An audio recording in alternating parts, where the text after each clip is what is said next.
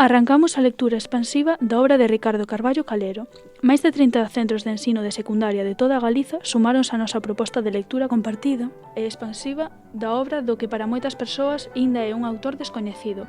Poeta, narrador, dramaturgo, ensaísta, crítico literario... Todas as súas facetas recollidas a través da lectura de parte da súa obra.